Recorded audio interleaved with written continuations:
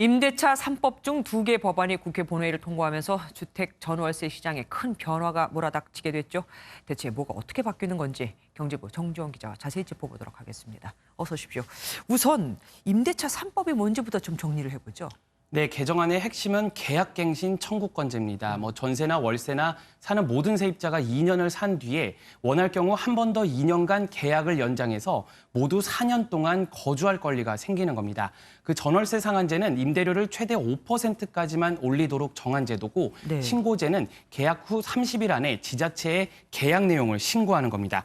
한마디로 정리하면 2년 플러스 2년 계약의 임대료 인상률은 5% 이내인데요. 당장 내일부터 시행됩니다. 그 정부는 내일 임시 국무회의를 열어 개정안을 의결하고 공포 즉시 현장에 적용됩니다. 네. 그 전월세 신고제는 그 다음 달 초 본회의를 통과할 것 같은데 관련 정보를 취합하는 그 전산 시스템 구축에 좀 시간이 걸려서 내년 6월쯤 시행된다고 합니다. 예, 실제 좀 사례를 들어갖고 설명을 해보시죠. 네, 만약 보증금 2억 원을 내고 2년 전세 계약을 했다고 가정을 해보겠습니다. 네. 그 계약 기간 2년이 지나면 집주인은 세입자에게 지금은 재계약하지 않겠다고 통보할 수도 있고 보증금을 3억으로 올릴 수도 있죠. 네. 이제 내일부터는 세입자가 나는 2년 더 살겠다 하면 2년을 더 거주할 수가 있고요. 2년까지. 네, 임대료 5% 상한에 따라 집주인은 보증금을 5%인 1,000만 원만 올릴 수가 있습니다. 여기서 5%는 확정은 아니고 그 제한되는 임대료 상승폭은 지자체가 조례를 통해서 정하게 됩니다. 아, 그러면은 1% 올리냐, 2% 올리냐, 이 숫자는 지자체별로 다 다른 거네요. 그렇습니다. 그럼 집주인은 2년 계약 갱신을 꼭 해줘야 하는 겁니까? 무조건 연장을 해줘야 되는 겁니까? 그렇지는 않습니다. 집주인 본인이나 부모나 아니면 자녀가 직접 들어가서 살겠다 이러면 계약 갱신 요구를 거부할 수가 있고요. 네. 그런데 실제 살겠다면서 기존 세입자를 내보낸 뒤에 그 2년 안에 새로운 세입자를 들이다가 들키면 그 세입자는 손해배상 청구 소송을 낼 수 있습니다. 그 손해배상의 기준을 저희가 준비했는데요. 네. 첫째 3개월치 월세고요. 둘째 집주인이 새 세입자에게서 받은 월세에서 그 기존 세입자 월세를 뺀 차액의 2년치, 또 셋째는 기존 세입자가 입은 손해액, 이렇게 세 가지 가운데 가장 큰 액수를 배상해야 합니다. 네. 그 전세금 같은 경우는 4%를 적용해서 이게 전환율이라고 하는데 전액 월세로 바꿔서 계산을 합니다. 네. 만약 세입자가 월세를 2개월 연속해서 연체하거나 주택 일부를 고의로 파손한 경우 등에도 집주인은 갱신을 거절할 수가 있습니다.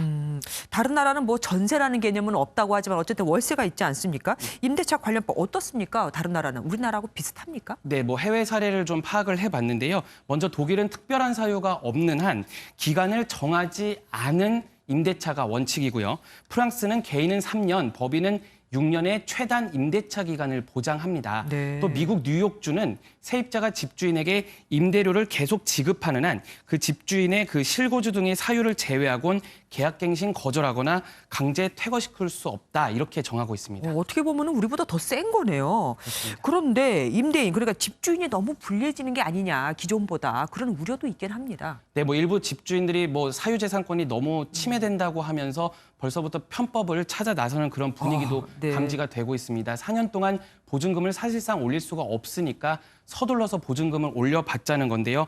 앞서 리포트에서 전해드렸듯이 이번 주 서울 아파트 전세값은 0.14% 올라서 지난 1월 첫째 주 이후 6개월여 만에 상승폭이 가장 가팔랐습니다. 네. 또 잇따른 부동산 대책 통해서 보유세 많이 늘어났죠. 그 집주인들이 이런 세금 부담을 덜기 위해서 전세를 월세나 반전세로 돌리려는 이런 분위기도 감지가 네. 되고 결국은 전세 물량이 서서히 자취를 감춰서 그 전세 제도 자체가 좀 소멸할 것 같다, 이런 목소리도 나오고 있습니다. 지금 새로 이제 전세 가거나 월세를 가는 사람 말고 지금 살고 있는 사람 있잖아요. 월세나 전세로 살고 있는 세입자. 그 사람들도 계약갱신을 요구할 수 있는 겁니까? 그렇습니다.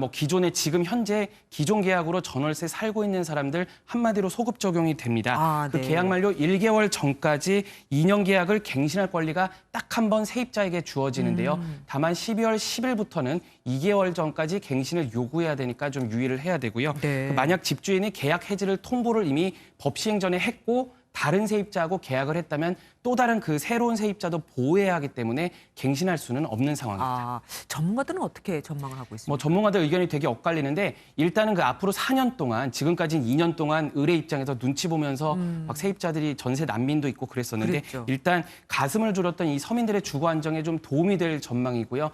하지만 장기적으로는 그 세입자 주거비 부담이 높아질 것이다 이런 우려도 나오고 있습니다. 뭐 예상하시다시피 집주인들이 4년 인상분을 한꺼번에 확 올리거나 그 아예 전세를 주지 않고 집을 비워둘 가능성마저 제기되고 있기 때문에 비워둘 수도 있는 거군요. 그렇습니다. 그 현장의 혼란이 지금 만만치 않을 것 같은데요. 추가로 구체적인 세부 조항이 시급하다 이런 목소리도 나오고 있습니다. 주택 임대차 시장이 정말 경험해보지 못한 세계로 또 가고 있습니다. 오늘 말씀 여기까지 듣겠습니다.